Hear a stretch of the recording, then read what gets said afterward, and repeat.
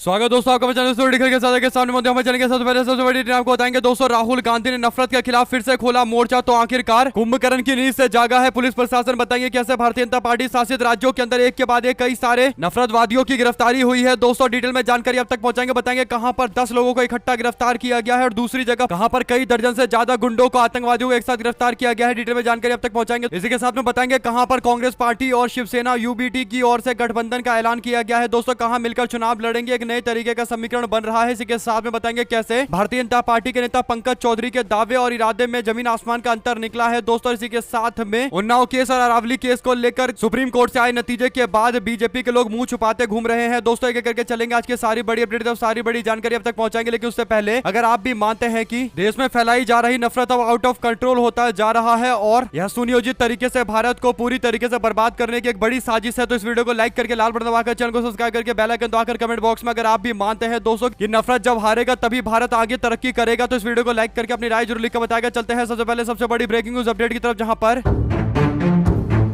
भारत के अल्पसंख्यक समाज यानी बुद्ध समाज से आने वाले एंजेल चकमा को भाजपा शासित राज्य उत्तराखंड के अंदर मार दिया गया। दोस्तों इस मामले पर सोशल मीडिया से लेकर हर जगह पर जोरदार तरीके का बवाल हुआ। त्रिपुरा के उनाकोटी जिले के नंदा नगर के रहने वाले एमबीए के पीजी छात्र को देहरादून में बर्बर तरीके से मार दिया गया। दोस्तों 9 दिसंबर को देहरादून के सेलाई कुई इलाके से जुड़ा हुआ ये पूरा मामला था, जहां पर चाइनीज बताते हुए भारत के एक नागरिक की जान ले ली गई। दोस्तों इस मामले पर राहुल गांधी की ओर से पुरजोर विरोध जाहिर किया गया है। राहुल गांधी ने इस पूरे मामले पर पोस्ट करते हुए लिखा कि जो हुआ अंजेल चकमा और उनके भाई माइकल के साथ में देहरादून के अंदर वो भयावह हिंसात्मक घटना थी और नफरत रातों रात पैदा नहीं होता है। वर्षों से इसे रोजाना खिलाया जाता है, यानी रोजाना फीड किया जाता है। खासकर हमारे युवाओं को जहरीले सामग्री और गैर जिम्मेदाराना बयानबाजियों के माध्यम से हिंसा वाले मानसिकता की ओर धकेला जाता है। इसे सत्ताधारी भारतीय जनता पार्टी के नफरत फैलाने वाले नेतृत्व द्वारा सामान्य बनाया जा रहा है, यानी नफरत को ऐसे दिखाने की कोशिश की जा रही है कि यह सामान्य घटना है जिसका पुरजोर तरीके से विरोध किया जाना चाहिए। उसे भी विरोध की जगह आगे प्रोत्साहित किया जाता है। भारत सम्मान और एकता पर बना हुआ है, ना कि भय और अपमान पर। हम प्रेम और विविधता यानी डाइवर्सिटी वाले एक देश है। हमें मृत समाज नहीं बनना चाहिए जो अपने आसपास के नागरिकों पर हो रहे हमले को अनदेखा करे। हमें सोचना और समझना चाहिए कि हम अपने देश को किस ओर लेकर जा रहे हैं। मेरी संवेदनाएं चकमा परिवार और त्रिपुरा और उत्तर पूर्व के लोगों के साथ में है। हम आपको अपना गौरवान्वित भाई बहन कहने पर गर्व करते हैं। यानी अब चेहरे के रंग के आधार पर भी इस तरीके की हिंसात्मक घटनाएं शुरू हो चुकी है। दोस्तों आपको बता दें कि राहुल गांधी ने जैसे ही इस हिंसा का पुरजोर तरीके से विरोध किया और मोर्चा खोला, तो उसके बाद अचानक से एक के बाद एक कार्रवाई शुरू हो गई। दरअसल हुआ ये कि गाजियाबाद के अंदर हिंदू रक्षा दल नाम का एक नफरतवादी संगठन अपने कार्यालय के सामने से तलवार बांटने की बातें करता है। दोस्तों यानी बांग्लादेश में हुई घटना को लेकर जस्टिफाई करते हुए वो तलवार बांटने के लिए बोलता है। ऐसे में इस तरीके से देखा जा सकता है कि वीडियो में सैकड़ों तलवारें सामने रखी पड़ी हैं दोस्तों, और भी तलवारें ये लेकर आया हुआ है लोगों को बांटने के लिए, और वीडियो बनाते हुए कह रहा है कि जिसको इस तलवार की जरूरत है वो आकर ले जा सकता है। इस पूरे मामले पर जब राहुल गांधी की ओर से नफरत के खिलाफ मोर्चा खोला गया तब जाकर दोस्तों वीडियो सामने आए, तो पुलिस ने एचआरडी नाम के हिंदुत्ववादी संगठन नफरतवादी संगठन एचआरडी के अध्यक्ष पिंकी चौधरी समेत 16 लोगों पर नामजद मुकदमा किया और अन्य 30 लोगों के ऊपर एफआईआर दर्ज की गई। 10 आरोपियों की गिरफ्तारी अब तक हो चुकी है। प्रशासन की ओर से बताया गया है। एसीपी अतुल कुमार सिंह कहते हैं कि सोशल मीडिया से सूचना मिली जिसके बाद ये कार्रवाई की गई है। इस प्रकरण में 16 नामजद और 25 से 30 अज्ञात लोगों के विरुद्ध एफआईआर दर्ज की गई है और 10 लोगों की अब तक गिरफ्तारी की गई है। कुल मिलाकर दोस्तों खुलेआम हथियार बांट रहे हैं और धर्म के नाम पर हथियार बांटकर कहीं ना कहीं हिंसा के लिए लोगों को प्रोत्साहित किया जा रहा है, जो साफ तौर पर भारत के अंदर आतंकवादी गतिविधियों जैसी हरकतें पैदा करके भारत को तोड़ने की एक बड़ी साजिश है। हालांकि पुलिस ने इस पूरे मामले पर कार्रवाई करते हुए 10 लोगों को गिरफ्तार किया है, लेकिन सवाल यह है कि अगर इस तरीके का संगठन चलता रहेगा तो भारत के अंदर नफरती माहौल इसी तरीके से बढ़ता रहेगा, जो भारत के लिए दुर्भाग्यपूर्ण है। अगर आप भी मानते हैं दोस्तों कि ऐसे लोगों के खिलाफ आर्म्स एक्ट के साथ साथ और भी गंभीर मामलों में, खासकर यूएपीए जैसे आपराधिक मामलों में केस दर्ज होना चाहिए और इनको कम से कम 10-12 साल के लिए जेल के सलाखों के पीछे भेजना चाहिए, जो खुलेआम हथियार बांटकर समाजों के बीच में आपस में मतभेद को तीखा करना चाहते हैं। 2 शब्द जरूर लिखकर बताएगा इस पूरे मामले पर दोस्तों। और 28 तारीख को बवाल मचाने वाले एक और संगठन को आखिरकार लोगों के दबाव में कई लोगों को गिरफ्तार करना पड़ा है दोस्तों। दरअसल हुआ यह है कि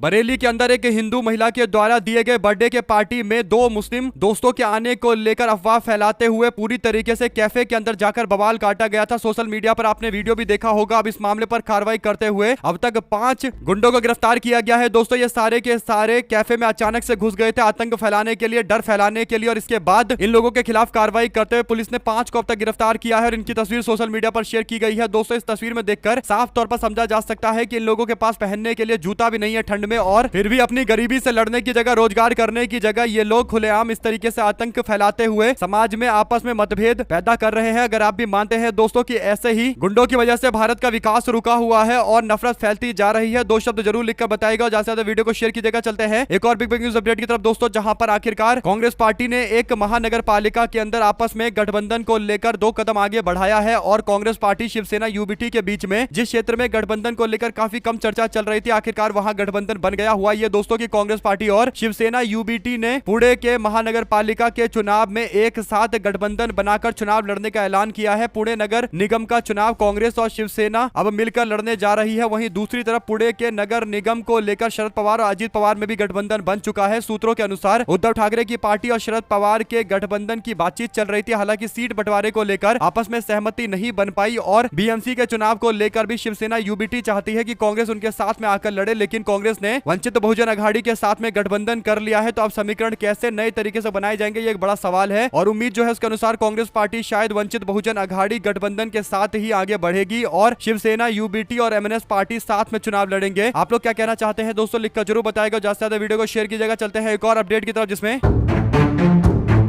भारतीय जनता पार्टी के उत्तर प्रदेश के प्रदेश अध्यक्ष पंकज चौधरी समाजवादी पार्टी, कांग्रेस पार्टी, राष्ट्रीय जनता दल के अंदर परिवारवाद है, इस तरीके का दावा करते हुए मीडिया से बात करते हुए कह रहे थे कि भारतीय जनता पार्टी ने मुझको प्रदेश अध्यक्ष बना दिया क्योंकि मैं एक छोटा सा कार्यकर्ता था और भारतीय जनता पार्टी में कार्यकर्ताओं की चलती है, परिवारवाद की नहीं चलती है, इसीलिए मुझे अध्यक्ष बनाया गया। जब वो दावा कर रहे थे कि राष्ट्रीय जनता दल, कांग्रेस पार्टी और समाजवादी पार्टी में परिवारवाद है, तब उनके साथ में उनका बेटा उत्तर प्रदेश में घूम रहा था दोस्तों। यानी राजनीति में अपने बेटे को भी धीरे धीरे करके लॉन्च कर रहे हैं। महाराजगंज के सांसद खेल महोत्सव से लेकर बतौर यूपी के प्रदेश अध्यक्ष मथुरा और मेरठ की यात्रा पर जाते हैं तो उनके साथ में उनका बेटा भी मौजूद रहता है। इससे साफ तौर पर समझ में आ रहा है कि कहीं ना कहीं बेटे को भी राजनीतिक तौर पर लॉन्च करने की कोशिश कर रहे हैं। सवाल घूम फिर कर यही है दोस्तों कि अगर बीजेपी के नेता पंकज चौधरी को कांग्रेस पार्टी, समाजवादी पार्टी और आरजेडी में परिवारवाद लगता है, तो क्या भारतीय जनता पार्टी में जो सैकड़ों की संख्या में बड़े बड़े नेताओं के बेटे बड़े बड़े पोस्ट पर बैठे हुए हैं, क्या वहां कोई परिवारवाद नहीं है? यानी बीजेपी के लोगों को लगता है कि वो परिवारवाद बोलकर निकल जाएंगे और जनता अब सवाल नहीं पूछेगी या लोगों के मन में सवाल नहीं होगा, लेकिन लोगों को तुरंत राजनाथ सिंह का बेटा याद आ जाता है, अमित शाह का बेटा याद आ जाता है और नितिन गडकरी के बेटे के तो कहने ही क्या है, और शिवराज सिंह चौहान का बेटा याद आ जाता है जो खुद राजनीति में एक्टिव हो चुका है। दो शब्द जरूर लिखकर बताएगा इस पूरे मामले पर दोस्तों। ज्यादा से ज्यादा वीडियो को शेयर कीजिएगा। चलते हैं एक और बड़ी अपडेट की तरफ, जिसमें आगामी महानगर पालिका चुनाव को लेकर राजनीतिक सरगर्मियां तेज हो गई है। एमएनएस पार्टी के अध्यक्ष राज ठाकरे ने मुंबई के अंदर पार्टी के पदाधिकारियों की एक महत्वपूर्ण बैठक बुलाई है दोस्तों। ये बैठक ऐसे समय में हो रही है जब शिवसेना ठाकरे गुट और एमएनएस के बीच में गठबंधन की घोषणा तो हो गई है, लेकिन सीट बंटवारे को लेकर अभी भी असमंजस की स्थिति बनी हुई है। मुंबई महानगर पालिका को छोड़कर राज्य की अन्य नगर पालिकाओं के लिए एमएनएस ने एबी फॉर्म भर दिया है। केवल बीएमसी को लेकर पेच फंसा हुआ है। दरअसल दोस्तों बीएमसी चुनाव को लेकर शिवसेना यूबीटी और राज ठाकरे ये चाहते थे कि दोनों मिलकर चुनाव लड़े, यानी कांग्रेस पार्टी भी इस गठबंधन का हिस्सा बने और कांग्रेस आएगी तो इसका मतलब अच्छा खासा वोट आएगा। यही बड़ा कारण है कि दोनों भाई चाहते हैं कि कांग्रेस को गठबंधन का हिस्सा होना चाहिए और एनसीपी एसपी को भी कांग्रेस के साथ में आना चाहिए, लेकिन कांग्रेस ने क्योंकि वंचित बहुजन अघाड़ी के साथ में अलायंस कर लिया और 62 सीटें दे दी है, तो वहां पर भी गठबंधन तोड़ना बहुत मुश्किल है। तो अब देखना यह है दोस्तों कि क्या इन समीकरणों के आधार पर आने वाले दिनों के अंदर कुछ बड़े ऐलान और किए जाएंगे। एमएनएस पार्टी की ओर से बैठक बुलाने का कारण यही है कि अभी शिवसेना यूबीटी और एमएनएस मिलकर लड़ रहे हैं, बाकी तीसरा चौथा कोई विकल्प उनके साथ में है नहीं। आप लोग क्या कहना चाहते हैं लिखकर जरूर बताएगा।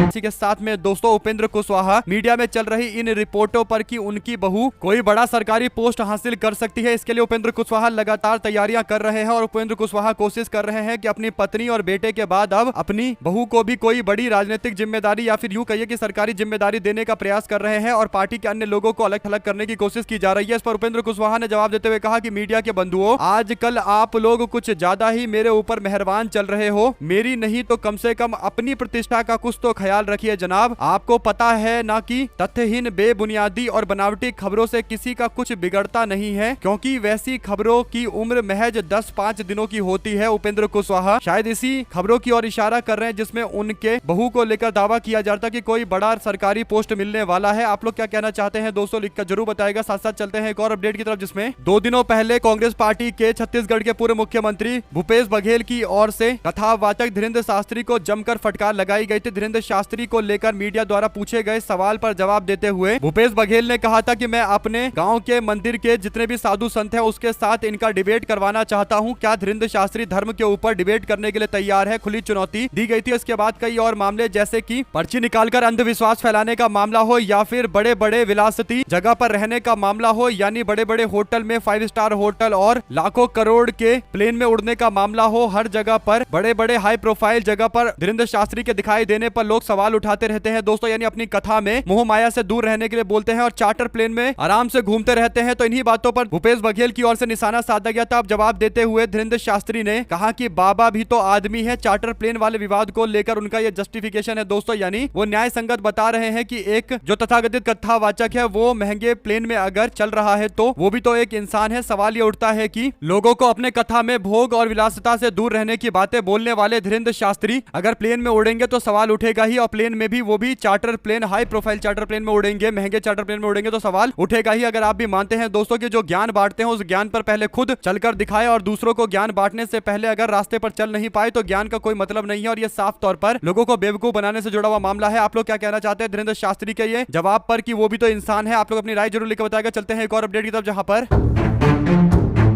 ममता बनर्जी बोली, कहा मैं ईद में जब जाती हूं तो मेरे ऊपर सवाल उठाया जाता है। जब मैं गुरुद्वारे पर जाती हूं, गुरुद्वारे में माथा टेकने के लिए, तो उस पर चुप्पी साध कर ये लोग बैठते हैं। ममता बनर्जी कोलकाता के न्यू टाउन के दुर्गा आंगन की नींव रखने के लिए पहुंची थी, यानी देश की सबसे बड़ी दुर्गा मंदिर परिसर जो तकरीबन 15 एकड़ में बनकर तैयार होने जा रहा है। इस मंदिर में रोजाना 1 लाख श्रद्धालु दर्शन करेंगे। मंदिर परिसर की नींव रखते वक्त ममता बनर्जी ने जनता को संबोधित करते हुए कहा कि मेरे ऊपर तुष्टीकरण के आरोप लगाए जाते हैं। ममता बनर्जी ने कहा कि कई लोग कहते हैं कि मैं तुष्टीकरण करती हूँ, लेकिन मैं सेकुलर हूं और सभी धर्मों में विश्वास रखती हूं। मुझे बंगाल से प्यार है, मुझे भारत से प्यार है, यही मेरी विचारधारा है। ममता बनर्जी ने आरोप लगाया कि मुझे लेकर कहते हैं कि विपक्षी भाजपा वाले कि मैं अक्सर मुस्लिमों को खुश करने के लिए उनके हित में फैसले लेती हूं, जबकि मैं जब गुरुद्वारे में जाती हूं तो आप लोग कुछ नहीं बोलते, लेकिन मैं ईद के कार्यक्रम में जाती हूं तो मेरी आलोचना करने लगते हो। इस पर बीजेपी के नेता निशित प्रमाणिक ने कहा कि ममता बनर्जी हमेशा दोहरी राजनीति करती है। ये दोनों मुद्दे दुर्गा आंगन और बाबरी मस्जिद राजनीतिक प्रोपेगेंडा के स्वरूप है। हुमायूं कबीर और ममता बनर्जी एक ही सिक्के के दो पहलू हैं। आप लोग अगर मानते हैं कि भाजपा के नेताओं को वैसे नेता पसंद ही नहीं है जो हर धर्म को साथ में लेकर चलते हैं, क्योंकि कहीं ना कहीं ये लोगों के बीच में झूठ फैलाना है, भ्रम पैदा करना है कि एक नेता मुस्लिम समाज के लोगों के समर्थन में ज्यादा खड़ा है ताकि तुष्टीकरण के आरोप लगाए जाए और बाद में ध्रुवीकरण हो जाए, यानी दूसरे समाज के लोगों को ये बताया जाए कि ममता बनर्जी उस समाज के लोगों के हित में ज्यादा काम कर रही है, इसलिए तुम लोग मुझे वोट दो, मैं तुम्हारे हित में काम करूंगा। यानी आपस में ही समाज के अंदर विभाजन पैदा करने के जुगत में लगे रहते हैं। ममता बनर्जी के सवाल एकदम सही है दोस्तों। आप लोग क्या कहना चाहते हैं लिखकर जरूर बताएगा। इसी के साथ में चलते हैं एक और अपडेट की तरफ जहां पर उत्तर भारत समेत भारत के कई हिस्सों के अंदर लगातार ठंड जारी है। ऐसे में दोस्तों ठंड के मौसम में अलग अलग देश के इलाकों से लोग अलग अलग जगह पर जाकर कपड़े बेचते हैं। खासकर जो कश्मीर के शॉल है उनको बेचने का एक बहुत पुराना ट्रेंड भारत के अंदर होता है। यानी जब ठंड आती है तो कश्मीर के लोग ठंड के सामान बेचने के लिए, ठंडी के सामान बेचने के लिए देश के अलग अलग हिस्सों में जाते हैं। ऐसे ही हरियाणा के अंदर कश्मीर से एक व्यक्ति शॉल बेचने के लिए आया था। कैथल के अंदर एक कश्मीरी शॉल बेचने के लिए आया तो वंदे मातरम बोलने के लिए मजबूर किया गया। सोशल मीडिया पर यह वीडियो भी काफी ज्यादा शेयर किया जा रहा है। दोस्तों आपको बता दें कि यह मामला इसलिए भी बड़ा है क्योंकि एक दो नहीं लगातार ऐसे दर्जनों घटनाएं सामने आई है। उत्तराखंड की बात करें तो वहां पर भी इस तरीके से नारे लगवाए गए थे। शॉल बेचने से पहले बोला जा रहा है कि नारे लगाओ भारत माता के, तब जाकर गांव में एंट्री मिलेगी। यानी कश्मीर से आए व्यक्ति को भारत माता की जय बोलने के लिए मजबूर किया जा रहा है। आप लोग क्या कहना चाहते हैं लिखकर जरूर बताएगा। चलते हैं एक और बड़ी अपडेट की तरफ दोस्तों, जहां पर पश्चिम बंगाल के पुरुलिया जिले के अंदर 82 वर्षीय एक व्यक्ति ने कथित तौर पर अपनी जान दे दी। परिवार का आरोप है कि मतदाता सूचियों के विशेष गहन पुनर्निरीक्षण यानी SIR की प्रक्रिया से संबंधित डर की वजह से उसने ये कदम उठाया और मजबूर हो गया था। पुलिस ने सोमवार को इसकी जानकारी दी है। मृतक व्यक्ति का नाम दुर्जन मांझी बताया जा रहा है। परिवार के सदस्यों के अनुसार मांझी ने SIR की कार्रवाई के तहत अपना प्रपत्र जमा करा दिया था, लेकिन इसके बावजूद समीक्षा प्रक्रिया के तहत एक बार फिर से सुनवाई के लिए पेश होने के लिए बोला गया था। मांझी के परिवार ने आरोप लगाया कि नोटिस मिलने के बाद वो गंभीर मानसिक तनाव से जूझ रहे थे। परिवार के एक सदस्य ने दावा किया कि वो बहुत ज्यादा चिंता में थे, पिछले 2 दिनों से ठीक से खाना भी नहीं खा रहे थे। कुल मिलाकर दोस्तों SIR को लेकर जिस तरीके से दबाव बनाया जा रहा है वह एक बड़ा कारण है ऐसे BLO की जान जाने से जुड़े हुए मामले पर। आप लोग क्या कहना चाहते हैं लिखकर जरूर बताएगा। ज्यादा से ज्यादा वीडियो को शेयर कीजिएगा। चलते हैं एक और अपडेट की तरफ, जहां पर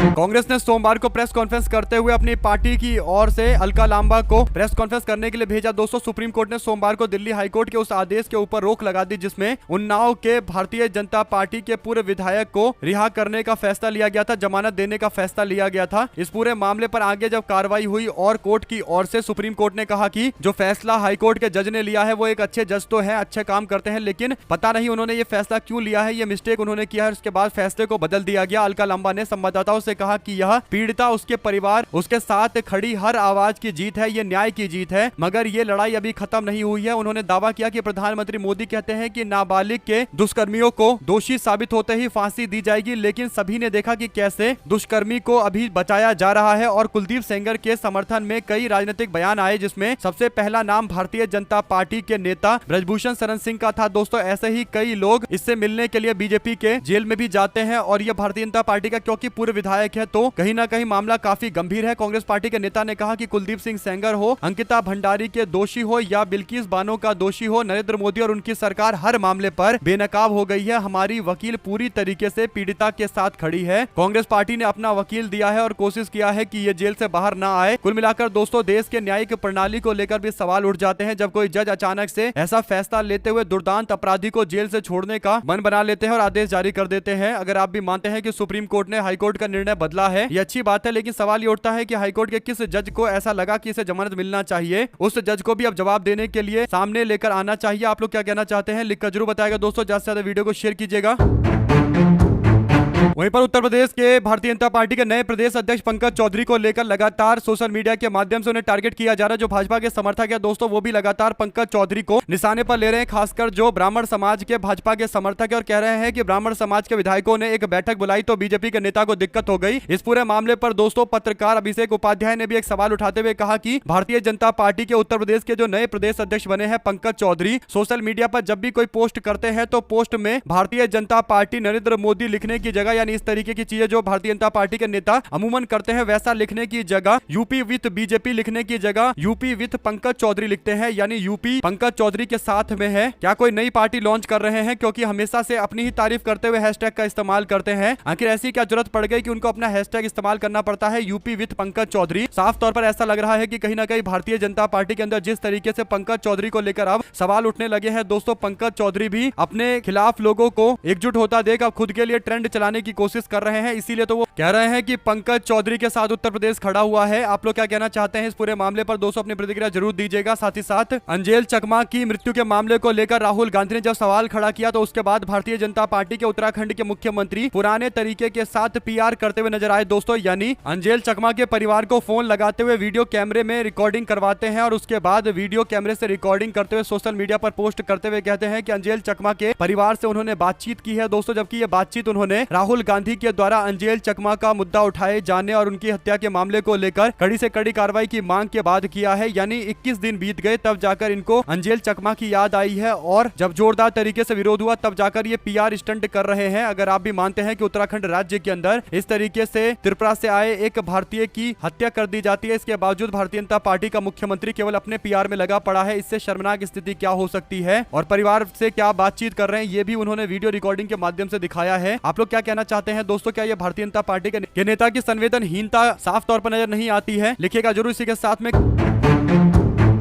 कर्नाटका वाला फॉर्मूला कांग्रेस पार्टी केरला के अंदर भी चलाना चाहती है। केरल के विधानसभा चुनाव में कांग्रेस पार्टी अहिंदा फॉर्मूले के साथ आगे बढ़ना चाहती है, यानी पिछड़ा समाज के लोगों को अल्पसंख्यक और दलित समाज के साथ जोड़कर एक समीकरण बनाकर, जैसे सिद्धरमैया कर्नाटका के अंदर कांग्रेस पार्टी की सरकार बनाते हैं उसी तरीके से केरल में सरकार बनाने की योजना चल रही है। कांग्रेस पार्टी के जनरल सेक्रेटरी केसी वेणुगोपाल ने सीएम सिद्धरमैया को केरल बुलाया है और उनसे अहिंदा फॉर्मूले को लेकर चर्चा की जाएगी। वर्काला केरल में 31 दिसंबर को यह चर्चा की जाएगी और सिद्धरमैया बताएंगे कि सामाजिक न्याय का मतलब क्या होता है, सामाजिक न्याय की अवधारणा कैसे पूरी की जा सकती है। अहिंदा का जो फॉर्मूला है दोस्तों, जिसमें ए से अल्पसंख्यक होता है और ओबीसी समाज के लोग जिनको हिंदुल दीवारू बोला जाता है और दलित समाज के लोग, यानी अहिंदा में जो डी ए लास्ट का शब्द है वो दलित समाज के लोगों के लिए है, यानी ओबीसी अल्पसंख्यक और दलित समाज का फॉर्मूला कांग्रेस पार्टी के लिए कर्नाटका में हमेशा से काम आता रहा है और कर्नाटका के मुख्यमंत्री सिद्धरमैया इस फॉर्मूले का इस्तेमाल करके हमेशा से सामाजिक न्याय के आधार पर सत्ता में आते रहे हैं और अब केरल के अंदर इस फॉर्मूले को लागू करने पर विचार किया जाएगा। आप लोग अपनी राय जरूर लिखकर बताएगा। चलते हैं एक और अपडेट की तरफ, जिसमें उन्नाव के मामले को लेकर देश के अंदर न्याय व्यवस्था और महिलाओं की सुरक्षा को लेकर छिड़ी बहस के बीच में दो महिलाएं काफी ज्यादा संघर्ष करती हुई नजर आई। दोस्तों, पीड़िता के साथ में कुछ सामाजिक कार्यकर्ता और संगठन और महिला अधिकार कार्यकर्ता मैदान में उतरी थी। इसमें कुलदीप सेंगर के खिलाफ लगातार आवाज उठाने वाली योगिता भयाना का नाम और मुमताज पटेल का नाम खासकर सबके सामने आया। इन दोनों ने न सिर्फ विरोध प्रदर्शन किया बल्कि ये सुनिश्चित किया कि दोषी के खिलाफ सख्त से सख्त कार्रवाई करते हुए इसको जेल में वापस भेजा जाए। पीड़िता का समर्थन देने के लिए योगिता भयाना प्रदर्शन करने के लिए उसी दिन इंडिया गेट पर पहुंची थी जिस दिन इसको रिहाई दी गई थी, यानी कुलदीप सेंगर को छोड़ा गया था। मुमताज पटेल भी पूरी तरीके से प्रयास कर रही थी कि न्याय मिले और दोनों के संघर्ष के कारण आखिरकार न्याय मिला है और वापस से इस व्यक्ति को खूंखार अपराधी बीजेपी के पूर्व नेता कुलदीप सेंगर को जेल भेजा गया है। उन्नाव मामले पर कांग्रेस पार्टी के वरिष्ठ नेता रहे अहमद पटेल की बेटी मुमताज पटेल ने जो लड़ाई लड़ी है दोस्तों, आखिरकार उनको सफलता मिली है और उनकी तारीफ की जानी चाहिए कि वो पीड़िता के साथ में खड़ी रही। साथ ही साथ जस्टिस स्वामीनाथन ब्राह्मणिक इकोसिस्टम के बड़े समर्थक एक जज को लेकर आजकल काफी ज्यादा सवाल खड़े हो रहे हैं। तमिलनाडु के मद्रास हाईकोर्ट के senior advocate Sarnath Madurai bench के जस्टिस जी.आर. स्वामीनाथन पर जाति के आधार पर भेदभाव के गंभीर आरोप लगाते हैं। दोस्तों, वो कहते हैं कि जस्टिस स्वामीनाथन का आरएसएस की विचारधारा की ओर झुकाव है और वे ब्राह्मण वकीलों को तरजीह देते हैं और ये व्यवहार कानूनी निष्पक्षता के खिलाफ है। जस्टिस स्वामीनाथन का विरोध करने वाले एडवोकेट सारनाथन अकेले नहीं है। मद्रास हाईकोर्ट में 8 से ज्यादा पूर्व जस्टिस और कई वकील उनका विरोध कर चुके हैं। 9 दिसंबर 2024 को दिए गए महाभियोग के नोटिस में फिलहाल लोकसभा के अध्यक्ष ओम बिरला ने कोई कार्रवाई नहीं की है। ये पूरा मामला उस चीज से जुड़ा हुआ है दोस्तों, जब 2 दिसंबर को एक फैसला आया था। उन्होंने फैसले में हाईकोर्ट के जज ने स्वामीनाथन ने मदुरई के तिरुपरन कुंद्रम पहाड़ पर दरगाह के पास एक पत्थर के खंबे पर दिया जलाने की इजाजत दी थी। इसके लिए विश्व हिंदू परिषद और दूसरे हिंदू संगठन ने याचिका दाखिल की थी। जस्टिस स्वामीनाथन के फैसले पर तमिलनाडु के डीएमके सरकार ने आरोप लगाया कि विश्व हिंदू परिषद और जस्टिस स्वामीनाथन सांप्रदायिकता को भड़काना चाहते हैं। सरकार ने फैसले को सुप्रीम कोर्ट में चुनौती दी है। आप लोग इस पूरे मामले पर क्या कहना चाहते हैं दोस्तों, लिखकर जरूर बताएगा। हमारे साथ लगातार जुड़े दोस्तों का बहुत बहुत धन्यवाद। देख रहे थे आपका जय हिंद, जय भारत। वीडियो को शेयर किया, बहुत धन्यवाद।